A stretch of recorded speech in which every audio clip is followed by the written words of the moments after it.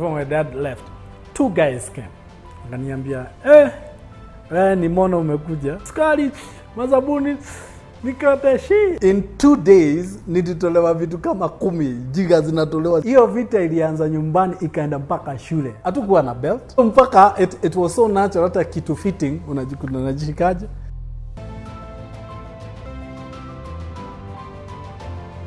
Actually, I was born in Nyeri. Nyeri, that is where I was born. And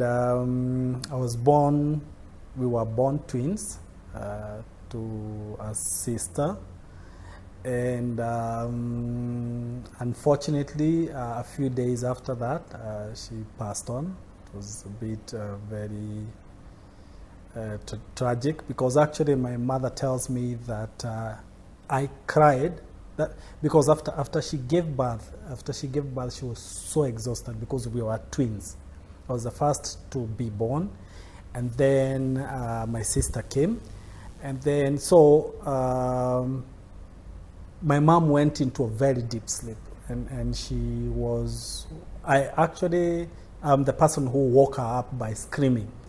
And when she woke up, she was like, what is going on? And then she realized something is very wrong with my sister, called the doctors, and then actually at that time she had passed on. So actually I was born to a twin. My family is very interesting. I usually say we are a family of 6. Now one, she is with the Lord. Me and my late sister were born twins. My brother, my sister, again, another twins. The other brother that follows after that, left-handed. And our last born, left-handed. So basically, there's one thing I usually say, according to the taboos, Africa, some really traditional taboos, all of us would have been thrown to the hyenas to be eaten, because we don't qualify as normal, quote-unquote, children that are supposed to be born and raised up. Traditionally, if you had a defect, they would actually throw you out to the hyenas to be eaten, to try to purge a society out of people who have issues, you get. So for all of us, no one would have survived. But so I was born in Nyeri, okay. My dad was, at that time was what do we call it? A lab assistant. My mom, up to her retirement, she was a teacher. And so we were born in an area called Chaka. So Chaka is a very common place. Majority of people know about it right now. At our time when we were growing up, that place was desert. There was nothing, only a railway line that was there. I remember the only structures that were there are company structures for KCC, Kiganjo. And my dad, at that time, he was working as a lab assistant in Kiganjo. So my mom then, until her retirement, she was a teacher. So that is where actually we were born. Currently, we are 5 of us, but we were actually a family of 6. So, interesting. That is something I keep on mentioning, because my journey really is pegged around those things that people tell you that because of this, you're never supposed to have become anything. Looking at those circumstances, if I was born like maybe 100 years earlier, I would have been food for the hyenas. But here I am. It's interesting, the journeys when we were born, and circumstances that surround us may tend to define or tend to speak into your life, like, you are supposed to be this, you are supposed to be that. And so, now, being in that place, that is in Kiganjo, those were company houses. So I started my school in a small nursery that was close to the main road, across Chaka, where currently Chaka Ranch is.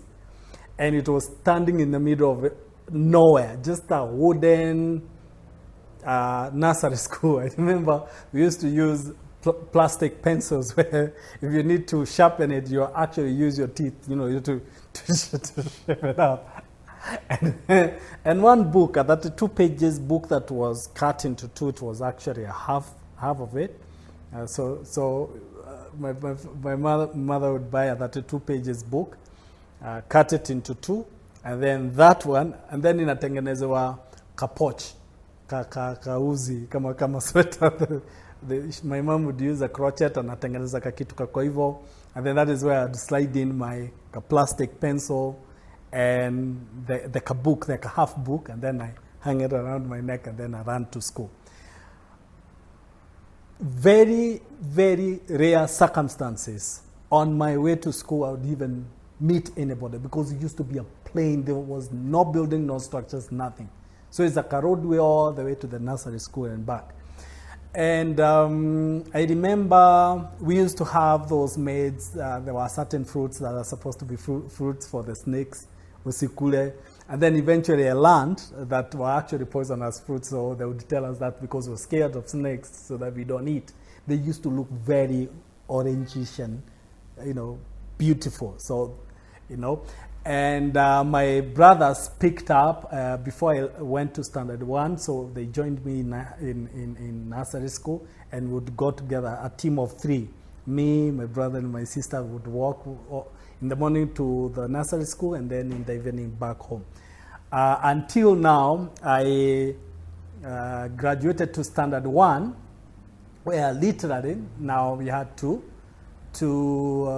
go to standard 1 at Kiganjo Primary School, okay, which is actually next at that time to Kiganjo Police Trading College. I don't know if it is still there now, I'm not sure. But actually that is where I did standard 1, standard 2, and then we moved from there to Murang'a. So actually that is my initial village, my place that was born, Nyeri, Kiganjo, Chaka, okay? Up to when I was in standard 2, that is when we moved. Now we went to Murang'a, ancestral land where now I grew up to my adulthood. The transition between our original place, that is in Nyeri, Kiganjo, Chaka, to Murang'a. When we were in Kiganjo, we were privileged because KCC used then, now it's called New KCC. KCC then used to give transport to the staff back and forth to work, you get. And so we would be privileged to get, to get the ride from the vehicle. Actually, it used to be a big van. So it would come pick my dad, alafu sisi tunajisunda nyuma na mitungi ya maziwa huko. And the driver was such a nice guy. Alikuwa anaenda kama na correct students on the way.